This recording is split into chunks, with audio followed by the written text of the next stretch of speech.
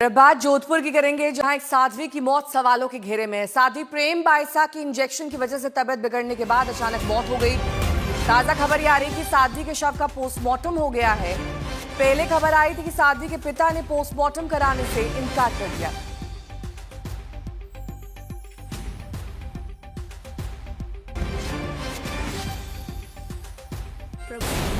एक viral video, अग्नि परीक्षा का जिक्र, वो इंजेक्शन और संदिग्ध मौत। एक साध्वी की मौत मिस्ट्री।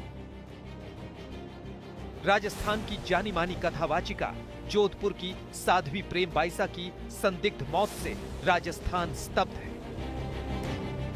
कहा जा रहा है कि एक इंजेक्शन से साध्वी की तबीयत बिगड़ी और उसने दम तोड़ दिया। इनकी तबीयत जब क्योंकि खराब थी, कोई इन्फेक्शन टाइप इनकी स्थिति थी, जिस पर इनके द्वारा प्राइवेट कंपाउंडर को घर पे ही बुलाया गया, इंजेक्शन लगाया गया और बाद इंजेक्शन के इनकी तबीयत बिगड़ने लग गई और उसके बाद इनको प्राइवेट हॉस्पिटल ले जाया गया। प्राइवेट हॉस्पिटल जब इनको ले जाया गया तो वहाँ पर उन्होंने बताया कि इनकी मृत्यु हो चुकी है।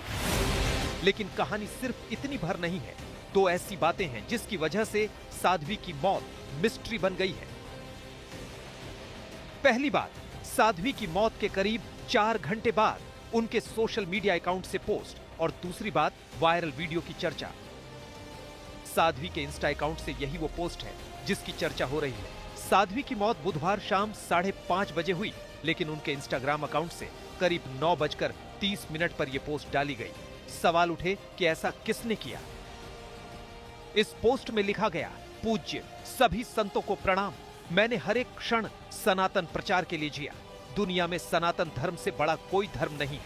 आज अंतिम श्वास तक मेरे दिल में सनातन ही है। मेरा सौभाग्य है कि मैंने सनातन धर्म में जन्म लिया और अंतिम श्वास भी सनातन के लिए ली। मैंने आदि गुरु शंकराचार्य और देश के कई महान संत महात्माओं को लिखित पत्र लिखा, अग्नि परीक्षा के लिए निवेदन किया, लेकिन प्रकृति को क्या मंजूर था। मैं इस दुनिया से हमेशा के लिए अलविदा, लेकिन ईश्वर और पूज्य संत महात्माओं पर पूर्ण भरोसा है। मेरे जीते जी नहीं तो जाने के बाद तो न्याय मिलेगा। वैसे साध्वी प्रेम बाइसा के पिता का कहना है कि उन्होंने ही ये पोस्ट कराया। वो करण 5:30 पे उन्होंने प्राण त्याग दिए। आईडी कौन कौन हैंडल करते हैं आपके अलावा?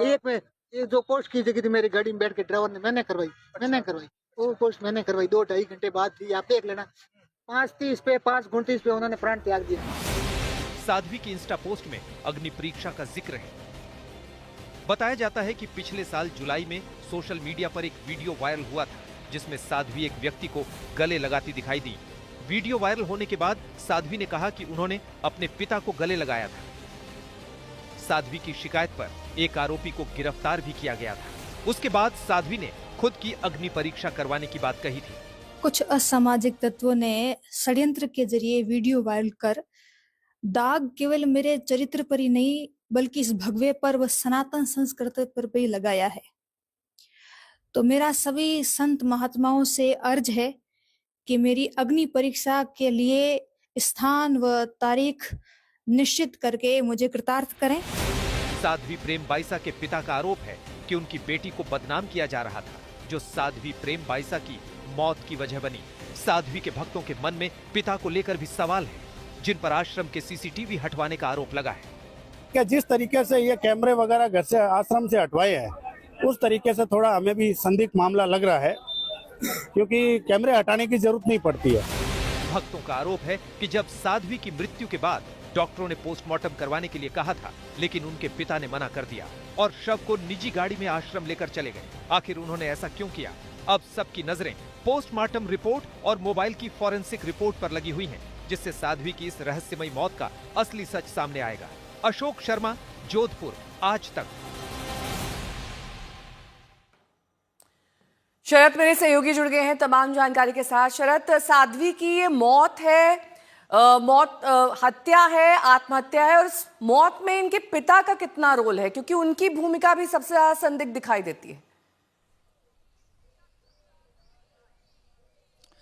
बिल्कुल नेहा, फिलहाल पुलिस का कहना है कि अभी जो बाड़मेर जिले के बायतू के पास उनके गांव में उनके आश्रम पर उनके समाधि कार्यक्रम चल रहा है। एक बार दाह संस्कार खत्म हो जाए, समाधि खत्म हो जाए, उसके बाद जांच में तेजी लाई जाएगी। जो कंपाउंडर जिसके ऊपर पिता ने आरोप लगाया था कि वो इंजेक्शन दिया और 9 मिनट बाद साध्वी की मौत हो गई, उस कंपाउंडर को भी पुलिस ने पूछताछ के लिए बुलाया है। वो सरकारी अस्पताल का था, प्राइवेट अस्पताल का नहीं था। लेकिन कुछ ऐसी चीजें हैं जिसे लेकर पुलिस अभी जांच करना चाहती है कि आखिर इस मामले की तुरंत जानकारी पुलिस को क्यों नहीं पिता ने दी। और जो छवि शर्मा थी, जो पुलिस अधिकारी मौके पर, उनको वो साध्वी के मोबाइल नहीं दे रहे थे, मोबाइल छीनना पड़ा। फिर 100 को लेकर जबरदस्ती जा रहे थे तो उन्हें समझा के अपनी गाड़ी में पुलिस अधिकारी ने बैठाया और 100 को पुलिस अधिकारी उसी गाड़ी में बैठ के सरकारी मोर्चरी में ले गई। जो राष्ट्रीय लोकतांत्रिक पार्टी के कुछ कार्यकर्ता पहुंचे थे, उन्होंने कहा कि सीसीटीवी भी हटाया गया है। मगर इस मामले में चूंकि वो बचपन में इनकी मां की मृत्यु हो गई थी, 4 साल की थी तभी साध्वी, और पिता ट्रक ड्राइवर थे, मां की वजह से संत बने थे और मां की वजह से ये भी कथावाचक बनी और 12 साल की उम्र से इस इलाके में कथावाचक रही हैं। तो इस इलाके में उनका एक जुड़ाव भी है लोगों से, इसलिए पुलिस बहुत फूंक फूंक कर कदम रख रही है कि कहीं जांच में ऊपर नीचे ना हो जाए, इसकी वजह से लोगों की भावनाएं भड़के। मगर पिता पर शक है, वहां पर राष्ट्रीय लोकतांत्रिक पार्टी के कुछ कार्यकर्ताओं ने आरोप लगाए हैं, जिसके आधार पर यह जांच जारी है। एक बार 10:15 बजे के आसपास पुलिस कह रही है कि समाधि का कार्यक्रम खत्म हो जाएगा और उसके बाद जब ये आश्रम आएंगे पिता, तो फिर जांच में तेजी लाई जाएगी। पुलिस वहां पर जो साक्ष्य है एफएसएल ने इकट्ठा कर लिए है। मोबाइल भी जांच के लिए भेजा गया है। जो पोस्ट उन्होंने डाली थी वो क्यों डाली थी, किस लिए डाली थी, अभी तो वो पोस्टमार्टम करा नहीं रहे थे, पोस्टमार्टम कराने पर राजी किया गया था। इसलिए फिलहाल जो स्थिति वहां पर बनी हुई थी, इसमें पुलिस बहुत जल्दीबाजी नहीं कर रही है, मगर जांच इसके बाद जांच में तेजी आएगी। जी नहीं, ठीक है, बहुत बहुत शुक्रिया इस तमाम जानकारी के लिए आपका।